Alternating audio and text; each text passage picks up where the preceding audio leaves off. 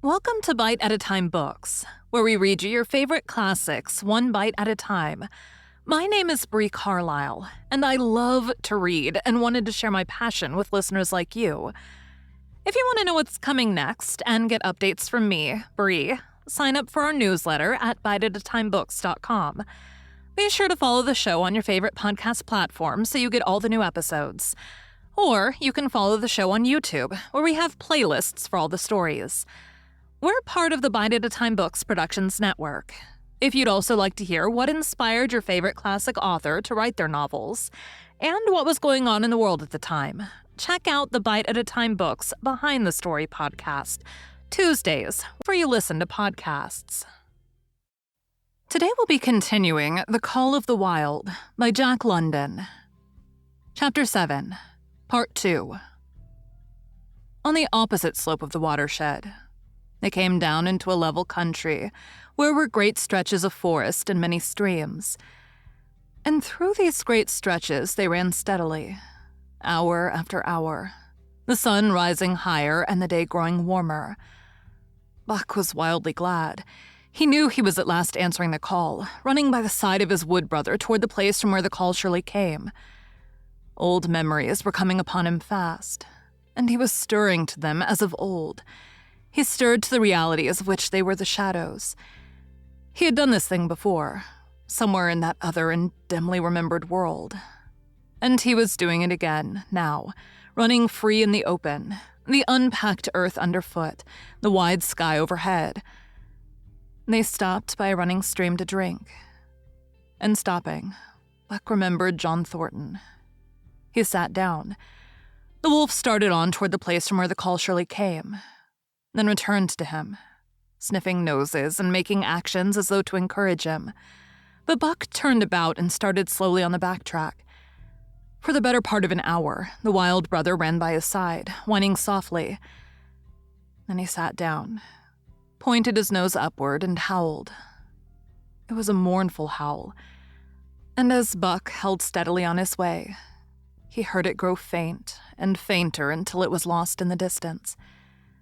John Thornton was eating dinner when Buck dashed into camp and sprang upon him in a frenzy of affection, overturning him, scrambling upon him, licking his face, biting his hand, playing the general tomfool, as John Thornton characterized it.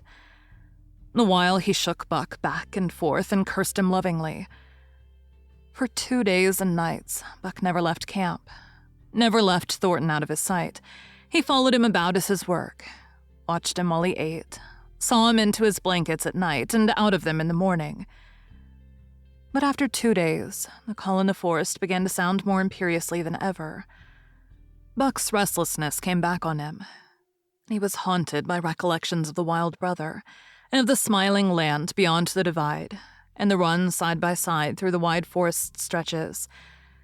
Once again he took to wandering in the woods. But the wild brother came no more, and though he listened through long vigils, the mournful howl was never raised. He began to sleep out at night, staying away from camp for days at a time. And once he crossed the divide at the head of the creek and went down into the land of timber and streams. There he wandered for a week, seeking vainly for fresh sign of the wild brother, killing his meat as he traveled and traveling with the long, easy lope that seemed never to tire. He fished for salmon in a broad stream that emptied somewhere into the sea. And by this stream he killed a large black bear, blinded by the mosquitoes, while likewise fishing, and raging through the forest helpless and terrible. Even so, it was a hard fight, and it aroused the last latent remnants of Buck's ferocity. And 2 days later, when he returned to his kill and found a dozen wolverines quarreling over the spoil, he scattered them like chaff. And those that fled left 2 behind who would quarrel no more. The blood-longing became stronger than ever before. He was a killer, a thing that preyed, living on the things that lived, unaided, alone, by virtue of his own strength and prowess, surviving triumphantly in a hostile environment where only the strong survived. Because of all this, he became possessed of a great pride in himself, which communicated itself like a contagion to his physical being. It advertised itself in all his movements, was apparent in the play of every muscle, spoke plainly as speech in the way he carried himself, and made his glorious furry coat, if anything, more glorious. But for the stray brown on his muzzle and above his eyes, and for the splash of white hair that ran midmost down his chest, he might well have been mistaken for a gigantic wolf, larger than the largest of the breed. From his St. Bernard father, he had inherited size and weight, but it was his shepherd mother who had given shape to that size and weight. His muzzle was the long wolf muzzle, save that it was larger than the muzzle of any wolf, and his head, somewhat broader, was the wolf head on a massive scale. His cunning was wolf cunning and wild cunning. His intelligence, shepherd intelligence, and St. Bernard intelligence, and all this, plus an experience gained in the fiercest of schools, made him as formidable a creature as any that roamed the wild. A carnivorous animal living on a straight meat diet, he was in full flower at the high tide of his life, overspilling with vigor and virility.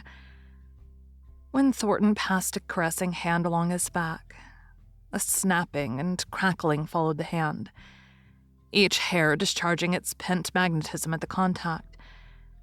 Every part, brain and body, nerve tissue and fiber, was keyed to the most exquisite pitch. And between all the parts, there was a perfect equilibrium or adjustment. To sights and sounds and events which required action, he responded with lightning-like rapidity. Quickly as a husky dog could leap to defend from attack or to attack, he could leap twice as quickly. He saw the movement, or heard sound, and responded in less time than another dog required to compass the mere seeing or hearing. He perceived and determined and responded in the same instant. In point of fact, the three actions of perceiving, determining, and responding were sequential, but so infinitesimal were the intervals of time between them that they appeared simultaneous. His muscles were surcharged with vitality and snapped into place sharply like steel springs. Life streamed through him in splendid flood, glad and rampant, until it seemed that it would burst him asunder in sheer ecstasy and pour forth generously over the world. "Never was there such a dog," said John Thornton one day as the partners watched Buck marching out of camp.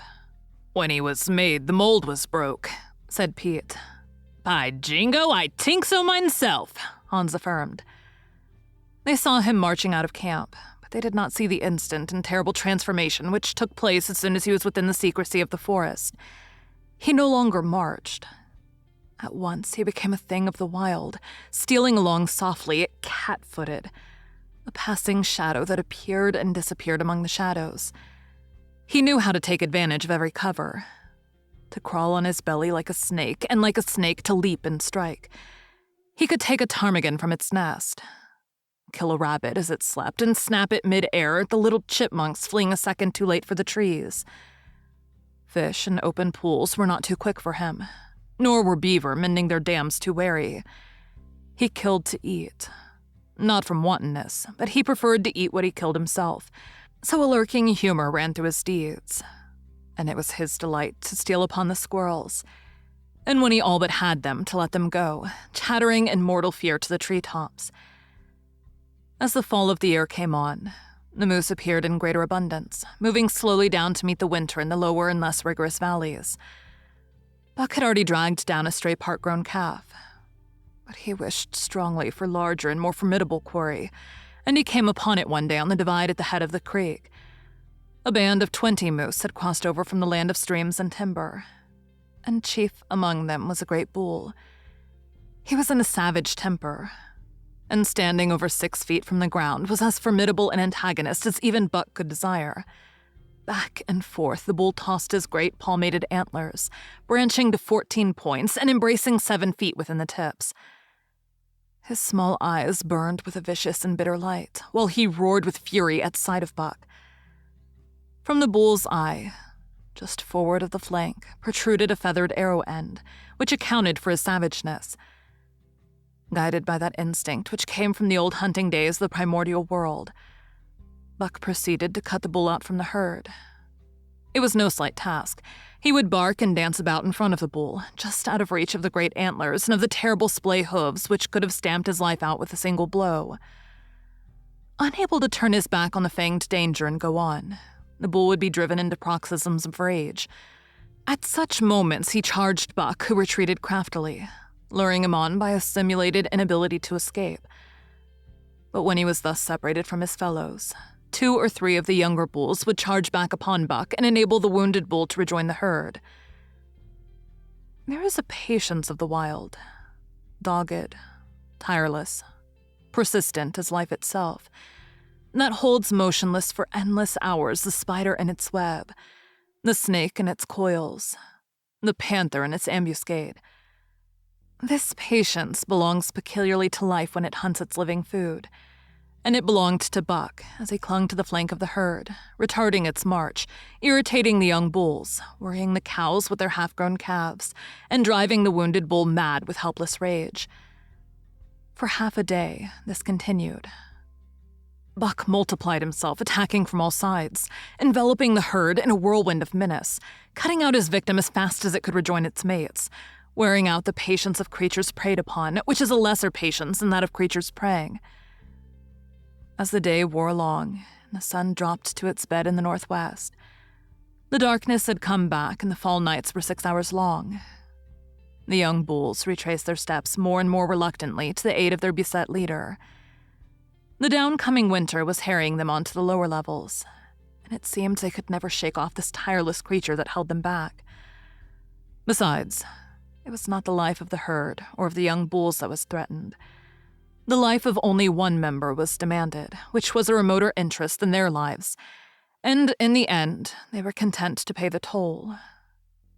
Thank you for joining Bite at a Time Books today, while we read a bite of one of your favorite classics. Again, my name is Bree Carlile, and I hope you come back tomorrow for the last bite of The Call of the Wild. Don't forget to sign up for our newsletter at biteatatimebooks.com. You can check out the show notes or our website, biteatatimebooks.com, for the rest of the links for our show. We'd love to hear from you on social media at Bite at a Time Books.